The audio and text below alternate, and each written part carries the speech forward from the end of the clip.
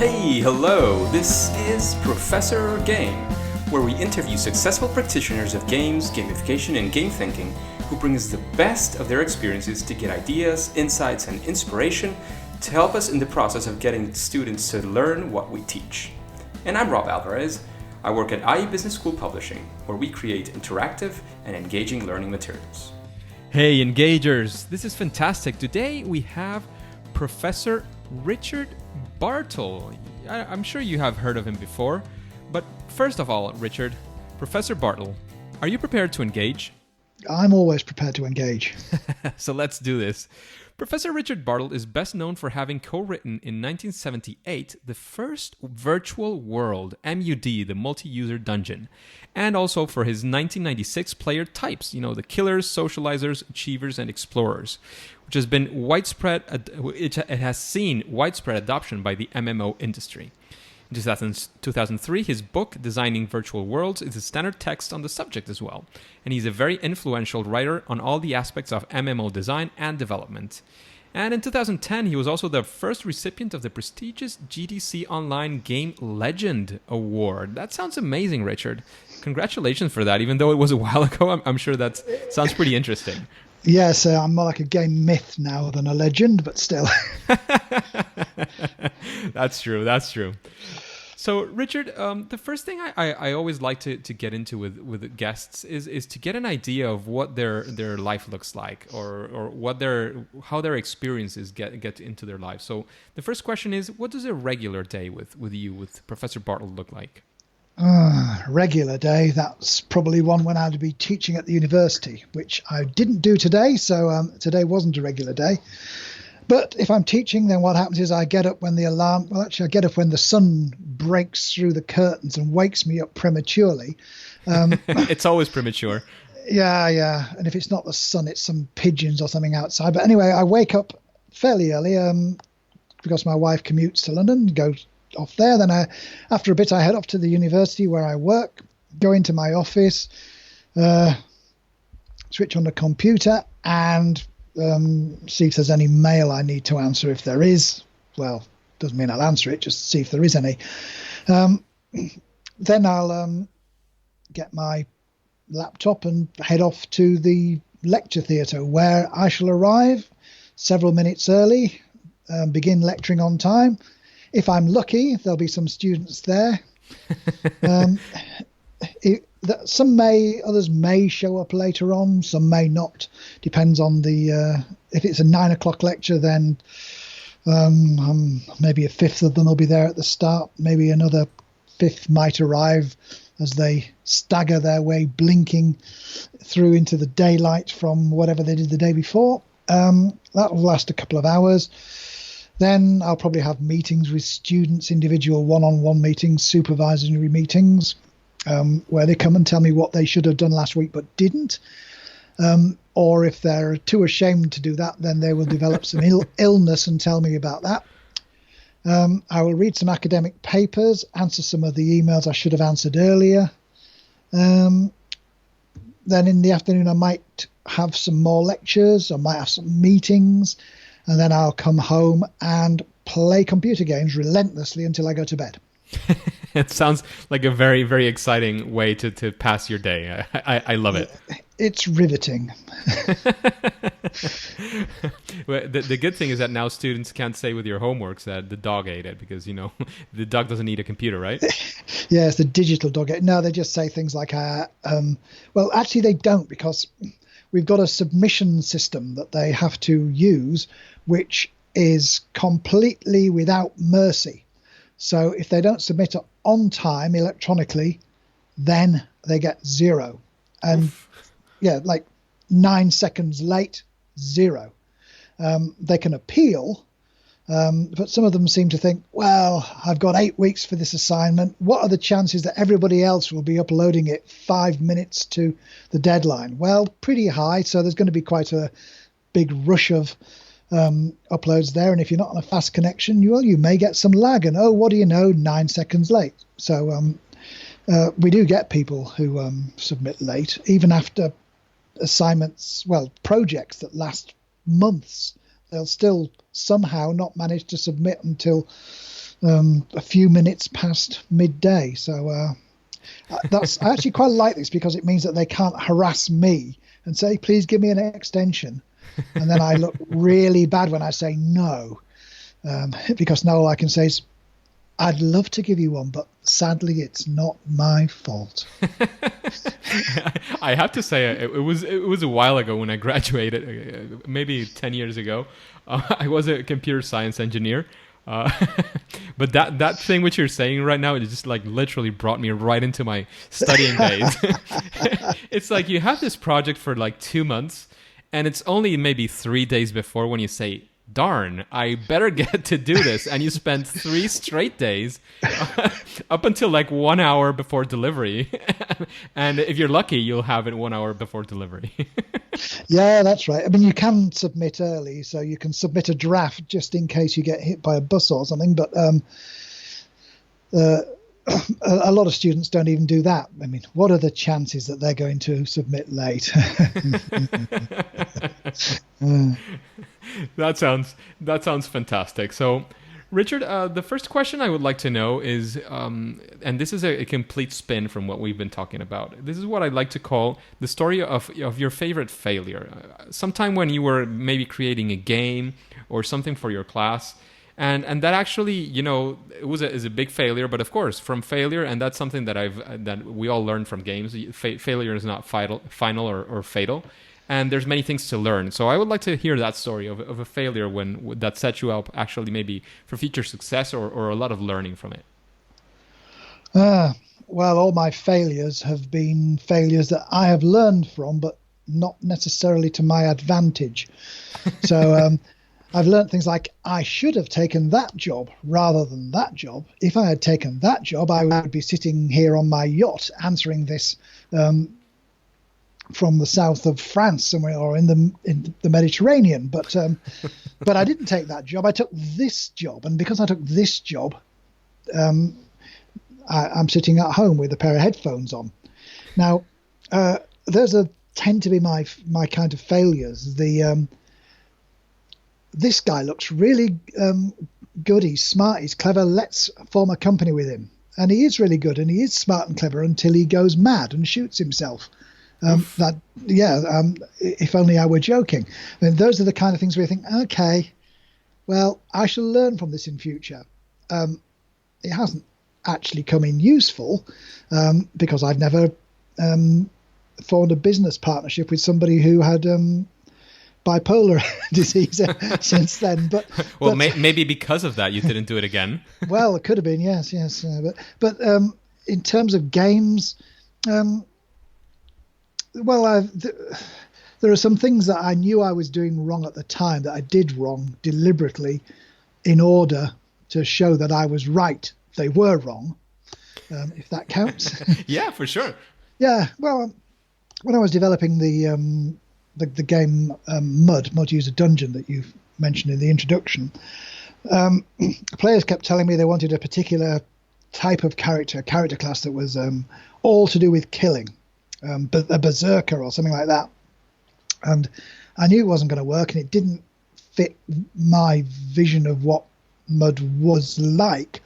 But I thought, if I put this in, then it'll show people that I do know what I'm doing and that I'm the game designer, not them.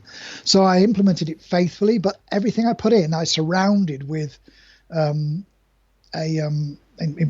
programming terms, basically an if dev in C, but it was before C, so it was another mechanism. So I could take it out at the drop of a hat, and I put it in, and people played with it for a couple of months, and it sank like a lead balloon, and I took it out and said, there you go, C. And so he said, yeah, we were wrong that time, but we have these other ideas. Well, there's a bunch of other ideas that won't work. Yeah. So I put them on a list. So I had a list of ideas, and I just kept putting them on the list. And if they said, oh, I've got this great idea, we could have like a dog. Yep, it's on the list. All right. I've got this other great idea for a castle in the air. That's good. I'll put that on the list. And some of the things I put on the list, I did actually take off the list because they were good. But others I left on the list, and they're still on the list. They're not coming off the list. They will remain in the list forever. Yes. Yes, they will be on the list when I'm long gone.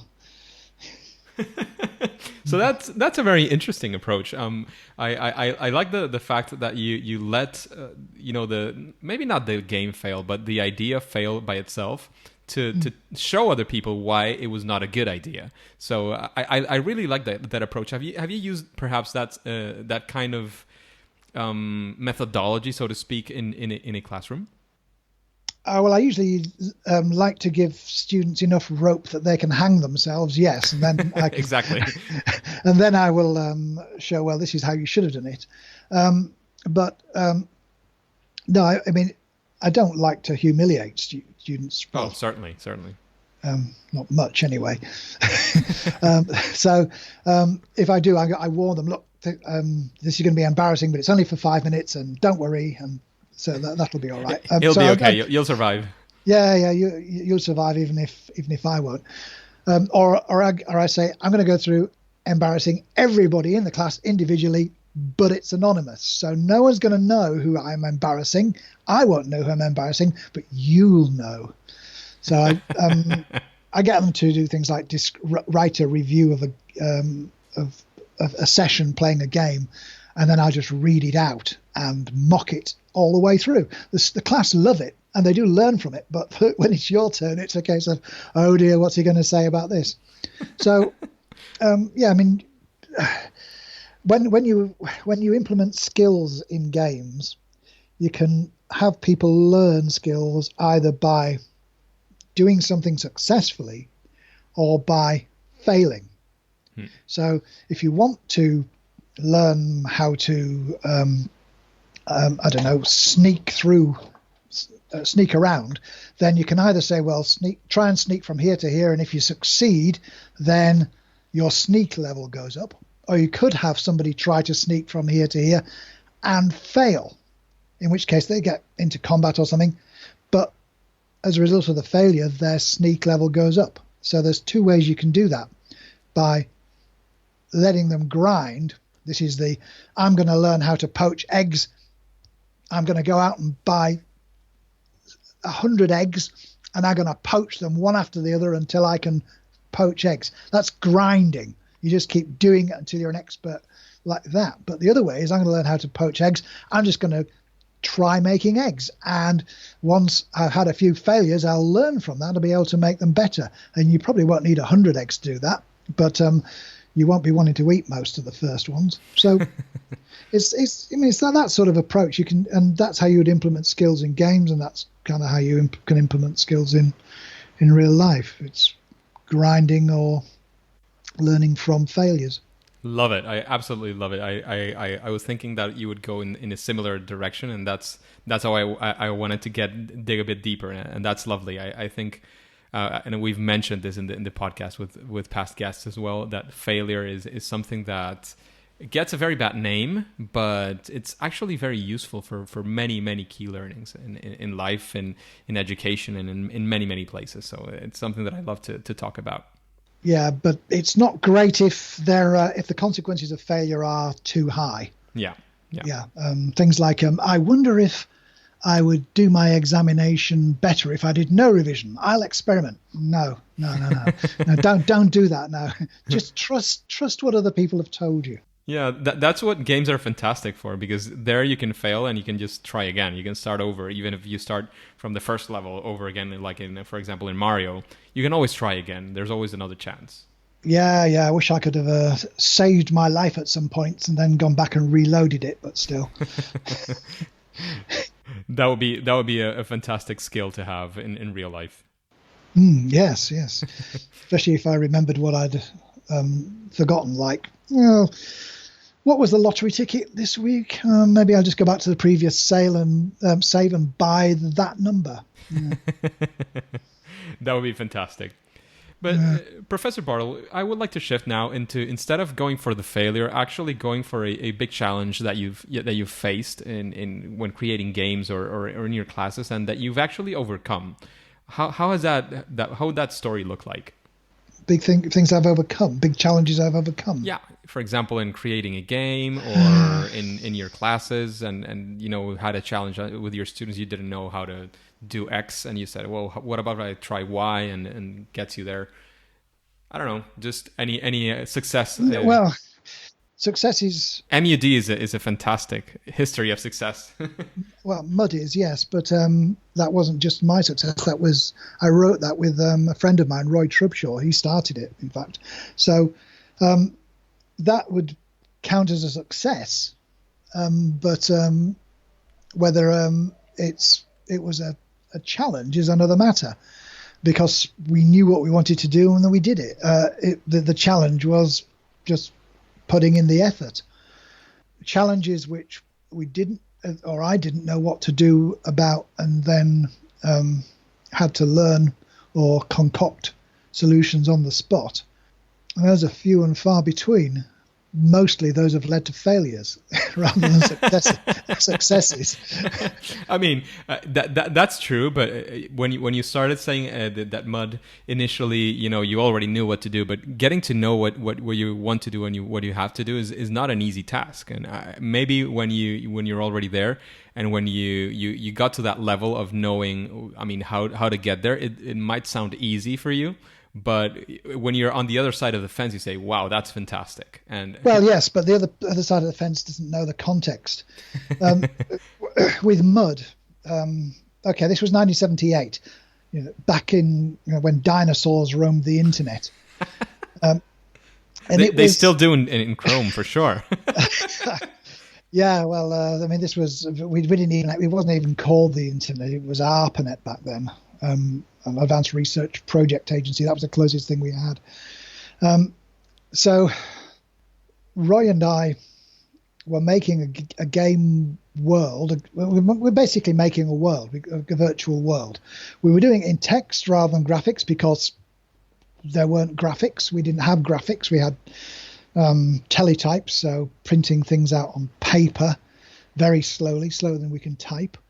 So we were doing it in text, but we wanted to make a world, and the reason we wanted to make a world was because we didn't like this one.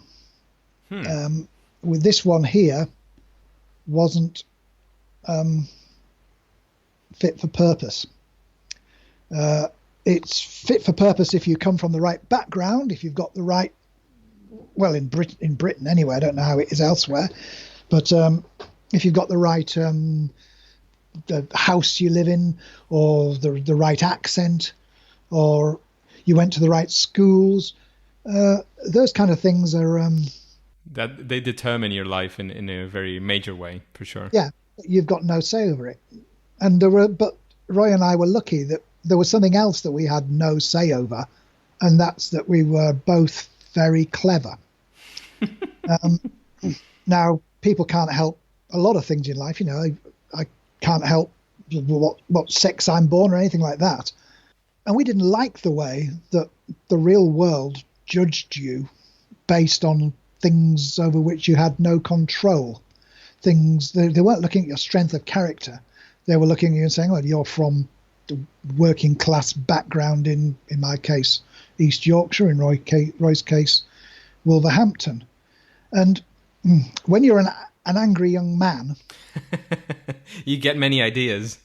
Well, you do, but our ideas weren't of the let's seize the means of production. Ours were, this world needs competition. This world is not good. We want to make a world that could be good. And being idealists, being computer scientists, we went off and made one. That was why we did it. So it wasn't so much the challenge, which again we failed because, we failed so far. We won't fail in the future. Virtual worlds will be what we wanted them to be, but they're not going to be what we wanted them to be in our lifetimes, because it's a much more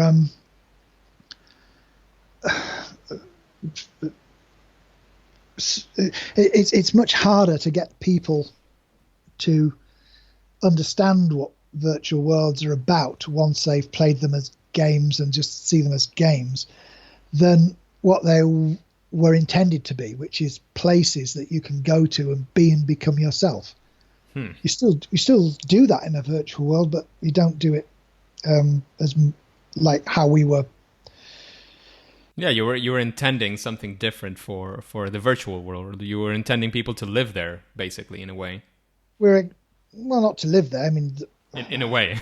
yeah, people to go there, visit them as places, so that when you go there, you can be yourself. When you come out, then yes, you're a father, or you're a sister, or you're someone stuck in a wheelchair, or somebody who has only got one eye, whatever.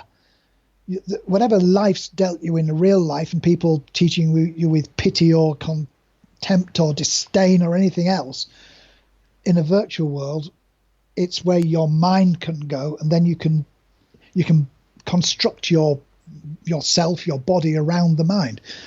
So that's what we were aiming for, and that's what we attempted to do, and that's what we did. But the people who took it up and took it away in different directions. Some of them were better, some of them were worse, some of them are better from some perspectives, but nobody really seemed to get what we'd done it for.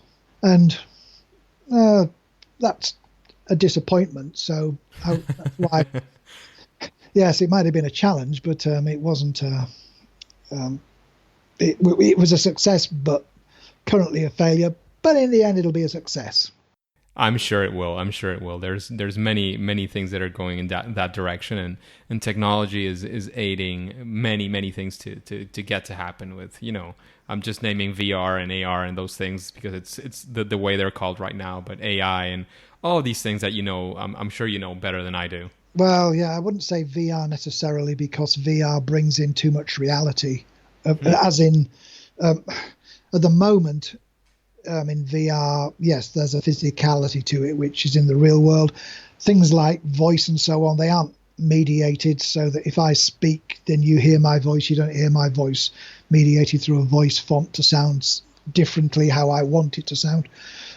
So there's a whole bunch of things which are moving in the right direction, but it's ebbing and flowing. But eventually the tide will come in and consume the obstacles and drag them away, and we'll be left with It's getting there for sure. Yeah. I love it. Richard, when you set out to create maybe a game, or something, an experience which might be game like, or a virtual world, or something like what you created in Mud, how do you have any sort of process? Is there a series of steps that you typically take that could be generalized? If it's a game, then what I need to know is what I want to say to the players. So what is it that the game? What do I want to say to the players through the game? Why am I making this? I'm making it because I want to say something. Game design is an art form. Game designers articulate things through the gameplay of their games. Therefore, if I'm going to make a game, it must be because I want to say something. What is that thing I want to say? Then following that, who's going to play it? It might be that who's going to play it comes first, because I want to make a game for these people. That means I want to say something to it. What is it I want to say? So it can follow that way around. But essentially, if anybody, my advice to anybody who's making a game not for learning purposes, it would be figure out what you want to say and to whom you want to say it. And once you know that, all the decisions you make will just flow from that. They just drop out once you know what it is you're trying to say. In Mud's case, it was about freedom to be yourself. All the decisions we made, they just fell out. Knowing that just makes all the decisions so much easier, because that's what we're trying to say to you. We're trying to say to you, you can, by playing this game, be yourself, become yourself, find out who you are. So that applies in so many not just massively multiplayer games, but in almost every game. And sometimes you might think, oh, I've got a great idea for a mechanic. I'll just make a game around it. yeah, around it. But in a sense, that's a toy game. It's a game that you're playing with a mechanic. So the mechanic is like any other plaything. It's a toy. You're just playing with it. You're not doing with it for any reason other than just to play with the mechanic, to do something with it. Yeah, when you start with the mechanic, everything spins around the mechanic and not necessarily around a message, as you were saying before. Yeah. Now, it could be that if you get a mechanic and you think, oh, this is nice, what could I do with it? The mechanic, if you think about it enough, then you'll think, oh, what's this? What does it allow me to say? What can I do? Is this something about equality, perhaps, or is it something about injustice, or is it something to do with building bridges? It's something like that. What is it quite like? It's connecting, or is it like some kind of a spark between people? If I get close enough, then spark. Yeah, and then suddenly everything. Once you know what you want to say, even if you started with a mechanic you don't end up using, that could be the catalyst which gives you your game. But you do need to know what you're saying. And so many game designers, professional game designers, don't get to do that. They may want to say things through their game design, but they're pretty well told, your game design, we want the game to look like this, and they spend all their time figuring out how much a sword's going to weigh, or messing about with interface things just to try and get the game to be playable. They don't get to create through their game as much as they perhaps should, and that's a shame completely. It is. If somebody is only interested in in designing games like as an intellectual exercise, they can be very good at it, but I'd say that they were designers of games rather than game designers. They're not putting any of their soul into it. And that's similar things with gamification. If you're gamifying something, the number one thing you need to know is, for whom am I gamifying it? Because if you don't know who your audience is, how can you create for them? Exactly. Exactly. That makes a lot of sense. And in that same sense, is there anything that you would say that like maybe a best practice or something that you think any game or any gamification project could benefit from? Like, say, if you do this thing, or if you go through this idea, any project that is intending to do gamification, to have a very clear objective, would benefit from it. Is there something that you would say it could be that element, so to speak? Well, again, this is more of the meta point, but what I would say is make sure you know why you're gamifying it. Yes. If you say, why am I am I doing it because, hey, it's a bandwagon? Well, okay, it's a bandwagon. At least you know it's a bandwagon, but then you don't really care what you're doing. You're just following a bandwagon. But if you're saying, look, I need to gamify this because something's not happening. Something is happening that shouldn't be happening. Why is it that I want to do this? Something's not happening fast enough. Some people are understanding, some people aren't. I want to do something. Why aren't they engaged? And if you know why you're doing it, then that helps you do it. And you may come to the conclusion, well, actually, I don't really need to gamify things at all. I just need to switch the order I teach things, or I just need to make it clearer what people are supposed to do, rather than making them jump through hoops and giving them beans as a reward. So, and so that's what I would be advising. Try to understand why you're doing it. Yeah, and that's very much in line with what we were speaking about previously. That you said you want to know why you're creating a game. What do you want? What's your message? What do you want to say? I think it's very in line with that meta thinking of starting with what is it that you want to do, what is it that you want to achieve, and in the case of gamification, why do you want to have gamification from the start? Yeah, that's pretty well it. Yeah, I mean, gamification, I would regard as it's a different skill to game design. If you get game designers involved, then they'll be able to come up with ideas for you, but those ideas will be where they're but they'll have things that they want to say through a game, not through gamification, which is pretty well making anything but a game. So you can get some ideas, but the gamification experts are the ones for whom their medium is gamification, not games. And they'll be able to create the kind of bespoke content you want. And I mean, as an analogy, it's like the advertising industry. If you want to advertise something, well, sure, you can just make a little poster that says, "Buy my sheds. My sheds are wonderful." And people will say, "Oh, yeah, there's a sign there, buy my sheds." Okay. But that's an advertisement, but it's not a very good one. If you've got some sheds you want to sell, then you want to be creative about it so that people will notice your advertisement, that it's different. Maybe you make a little jingle about sheds, or some little comedy show about sheds, or you show a shed in a state of disrepair and it's about to collapse, and it's given me so much love over the years, it's done so much for me, but it's time for it to go away. I need a new shed. Where shall I go? Sheds are us, or whatever. I mean, I just made that up on the spot. It doesn't really matter. The thing is that advertising is a creative industry because people get used to adverts. Gamification has to be creative, if anything, because people will, if they just see, points, leaderboards, what do I care? Again. Yet again. Oh, wow, yes, another one. Hooray. Once they've seen it a few times, then they'll just shrug their shoulders.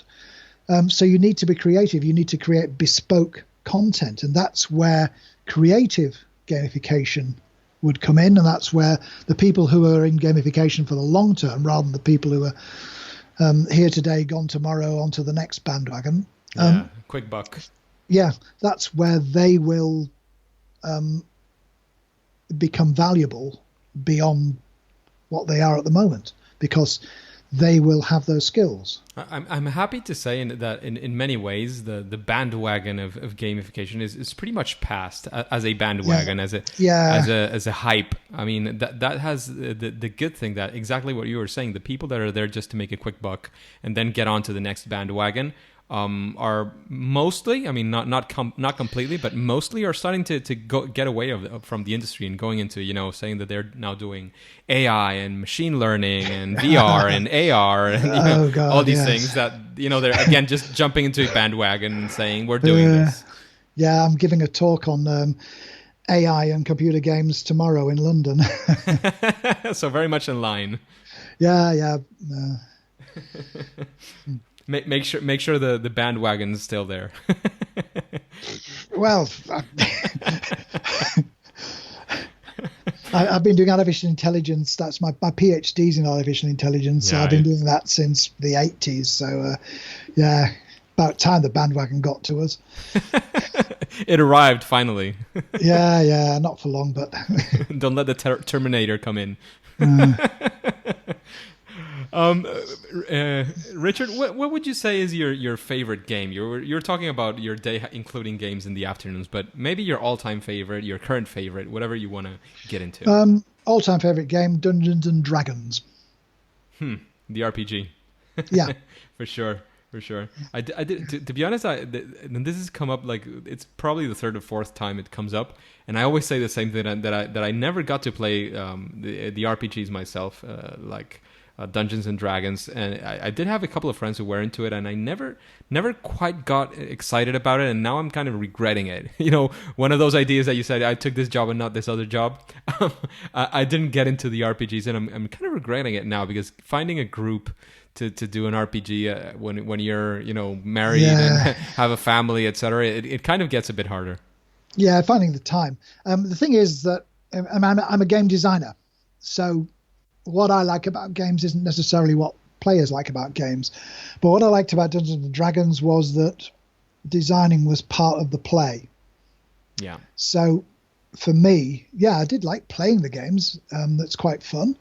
But it was the world creation that, for me, made Dungeons and Dragons the game that I look back on playing most fondly. But today, I mean, what they're on now, 5th edition or something, and I started on 1st edition, like 1976, and I got a white box with 3 books in it sitting on my shelf right there. And it's things have changed. It's become bigger. It's gone through stages of being bloated. There's stages of trying to pretend to be an MMO. It seems to be coming back on course now, but it's still got far too many rules compared to what it had in the early days, when everything was improvised and the rules were guidelines rather than rules. And but it enabled you to build worlds and to let people visit worlds. And the thing with virtual worlds, the computer ones, people can visit those, many more people, but over a certain amount you start getting cracks where people are visiting not to play, to have fun, but to spoil the game or to exploit the game. Whereas in Dungeons and Dragons, if there's 6 people and one of them's a jerk, well, you just don't play with the jerk again. In a computer game, online game, the jerk can follow you around. Yeah, that's true. That's true. Of course, I've been looking forward to having you on the podcast for a while, but like the final push I got was relatively recently from Andrzej Marchewski, because I have this question where I ask guests who would they like to see or listen to actually in Professor Game. And now I bring this question to you. I know you've met and you've talked a lot with Andrzej Marchewski, but is there anybody that you would like to listen to interviewed in a podcast like Professor Game? Have you been interviewed? No, not in this podcast at least. Well, in that case, perhaps you should get people to interview you. That's a cool idea. Maybe it's something in the sort of a Q&A. It could be something very cool. Yeah, because it's all right you asking other people questions, but it's not fair that you don't get to people asking you questions where you get to give your opinions instead of saying, "Oh, well, yes, that's wonderful. That's hilarious." Yes, you can tell us what you think rather than what you think in response to what other people think. So, go for it. Yeah. That's definitely the most different answer that I've gotten in this question, and I have to say I love it. Not because it's interviewing me, but because I actually think it's a very interesting way to tackle it. So thank you very much for that.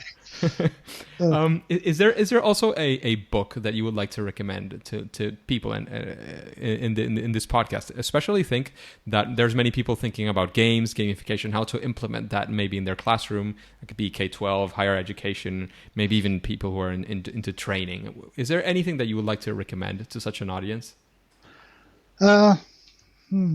Speak about getting to know your players first. Yeah. Well, it wouldn't be a book about gamification because I don't have many books on gamification. I mean, hardly any. And there are probably better books than any of the ones I've got. If it were a book, if I wanted something about world building, okay, then I'd just say Lord of the Rings. Which isn't even a textbook. I'm actually rereading the Silmarillion right now. Right, okay, the Silmarillion. Yes.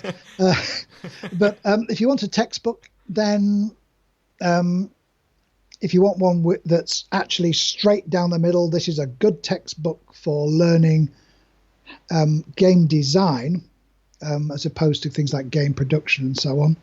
Then I would say Jesse Shell's book, Book of Lenses. Yes, that's a very good book, and not just because I agree with most of what he says. If you wanted a book which was more about understanding why people play, at least from some angles, and something that was accessible and something that you could give or recommend to students that they might actually read, then I would go with Ralph Costa's A Theory of Fun for Game Design. That's a fantastic book. Yep. Those are fantastic recommendations. Thank you very much. Fairly easy to make. If I was in my office at the university, I would just be reading off the whole the shelf. Lines of books. Yeah, Ernest Adams. You've got to read Ernest Adams.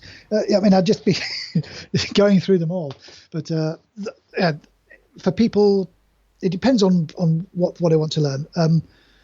Gamification. There are better experts than me in gamification who have said better, who know more about the subject than me, whose views I'll happily defer to over my own.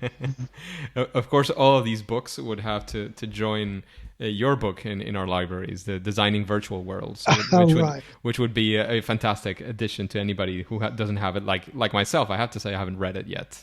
Oh, don't worry. It's timeless in the sense that it went out of date within a year of being written. So it doesn't matter if you leave it. You're not going to miss out. It's on the list, but not on the list that you had for Mud. It's on an actual reading list that gets back to me every once in a while. I actually if I've got a book on my list, I actually buy the book. Yeah. And at the moment, I'm looking at a shelf with about 30 books on it, maybe slightly less, maybe 25 books that I really need to read, but I buy them quicker than I can read them. Yeah, I've been trying I've struggled with exactly what you're saying before, so I try to limit myself the amount of books I have on the physical reading list, the ones that I actually have. It's not working yet. I still have, as you say, like maybe, I don't know, like 10 books, physical books, and maybe 30 on my Kindle waiting for me. I'm currently going again through the Silmarillion, as I said. But it's a struggle. There's so many fantastic things out there to read, for sure. Richard, what would you say is your superpower when creating a game? Well, your sweet spot, something where you feel you excel at, where you feel happy when you're doing it's exactly that. Not that I feel it, but others might feel it. That's fair as well. Well, the thing is, things like how do you design a game? I don't have to think about that. I just do it because that's how I think. Game design is my medium. So it's like asking someone who's a painter. I don't mean like painting your walls. I mean an artist. How do you paint? I mean, the thing is that they can do it. Yes, it might be lots of skills and they've learned techniques and things through training, but it's something that they can just do. And game design, I mean, I've learned things over the years through game design. Not that much of it's been explicit. Most of it's just been absorbed. But I played so many games when I was a kid because my dad's a gamer that when I became an adult, game design was just something I could just do. And so that's it. All these questions about what processes should you follow? Well, I don't know what processes I follow. I just do it. I can invent some for you to say, but really it just comes down to start the ball rolling and then let it roll, and then it's going to roll where it's going. So it's funny. The other day, in the interview with David Mullick, he said that up until very recently, he said, I didn't know what was my process. I didn't know what I was doing when I was designing games until I read, I think he was talking about Amy Jo Kim and the process that she follows. And he said, well, that's exactly what I do. That makes sense. So now it's my process as well. I was actually going to mention Amy Jo Kim because she was one of the first persons to write a book on gamification. And I mean, years before it became a thing. And I was thinking, should I mention that? But I couldn't remember the name of her book, so I thought I'd better not. I just remember. She's actually launching, today is the 30th. Tomorrow is the official launch of her book, Game Thinking. That's more geared towards startups and innovation, but she's launching it tomorrow. So yeah, I saw the ad on Facebook. Yeah, for sure. She knows who she's targeting. Yeah, so Richard, is there any final piece of advice you would like to leave with, especially for those people who have were not born or did not get that ability like you did from the start, and who have never designed something related to games, gamification, or similar? Is there any advice you would like to give to them? Well, why are they doing it? Is it that they want to learn it, or to add another string to their bow? There are many things that I can't do, but I don't go off and immediately want to learn how to do them. There are many things that I can do, and I can do them very well, but I loathe doing them, like administration. So if there's somebody who wants to do some gamification and they've got no experience of it, then I guess the thing to do would be to look at some examples, see what it involves, think of something that you might want to try to gamify as an exercise, and then try to gamify it and see if it works for you. If it works for you, then, well, maybe you have got a latent talent which you have now awoken. If it doesn't work for you, well, you can keep plugging at it and maybe suddenly you'll get it. Or you might think, well, you know what, I'm actually much better at writing stories, so instead of trying to gamify this, I'm just going to write some kind of a advertising copy or some kind of novel about it, or anything else, because everyone's got maybe it's not my thing. Maybe it's not my thing to gamify. It's not necessarily for everybody, for sure. Yeah, that's right. Yeah, it's worth trying, because you might not know. I mean, it might be that I'm the world's best fly fisherman, but I don't know that until I start fly fishing. It might be that I'm amazingly good at, I don't know, playing pool, although it seems unlikely. But for all I know, I might have some kind of ability built in there that I'm unaware of until I try it. So if you think, yeah, gamification, that sounds interesting, or that sounds useful, that sounds something I might want to do, well, dip in, try it. If it works, then carry on, keep on. If it doesn't work, well, at least you didn't spend 3 years getting a degree in gamification only to go off and end up working in a nuclear power station. I love that, because I mean, the thing is that you're always, and that makes a lot of sense, you're always getting back to why are you doing this. Maybe if the purpose is very high and you're still very convinced, you can, as you said before, you can still grind. Or you can say, well, I'm not going to grind. I'm not willing to do this. The purpose was not that important, and I want to do something else. And that's fine. That's perfectly fine as well. Yeah. It's the only thing is that if somebody comes along and says, hi, you're working for me, and I want you to do this, and go off and do it, and you really don't want to, and you're not very good at it, and they still make you do it, then that's not so good. Yeah. But other than that, That's a terrible situation to be in. Yes, I don't recommend it to anybody. The doctor won't give it as an official recipe for you. So try to stay away from that, engagers, for sure. Yes, happens all the time in academia. I can't tell you how thrilled I am at telling students I've never met that they should have come to my lectures. Well, Richard, thank you very much. I'm sure there's many more things about you and things we can learn from you that we weren't able to get into in this interview. So is there any way that people can see more of your work, can get maybe in contact with you? Is there anywhere they can go? Well, I'd be pretty bad on the internet if there was no email address on me, would I? Yeah, I mean, you can Google me quite easily, but my